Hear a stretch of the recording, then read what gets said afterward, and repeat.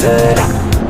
Wakandisiya pakona uchifunga kuti wandikona, waitonyangira yaona ndo ndakanyengetera ndikapona.